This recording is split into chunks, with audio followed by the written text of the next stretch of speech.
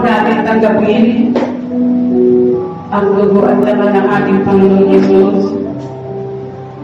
Isipin po natin kung ano mga nagawa natin po sa ating buhay na hindi ayon sa kanyang kalooban. At puso po natin hihingian ng tawad ang lahat ng ito. Ito po ang pananahapunan sapagkat ito ang turo na tinanggap po mula sa Panginoon at ipinibigay ko naman sa inyo. Noong gabing siya'y nalagpanulo, ang Panginoong Hesus ay lumapot ng tinapay.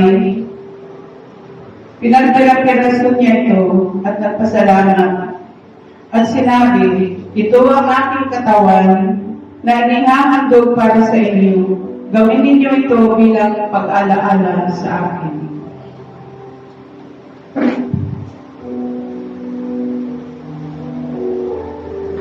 Matapos magpakunan, dumambot din siya ng kopa at sinabi, ang kopang ito, ang bagong tipan, na pinagtitibay ng aking dugo.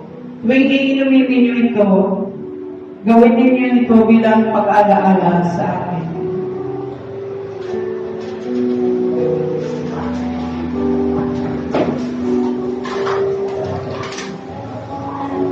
Panginoon, maraming salamat po sa iyong dugo na siya naglilinis sa aming mga kasalanan.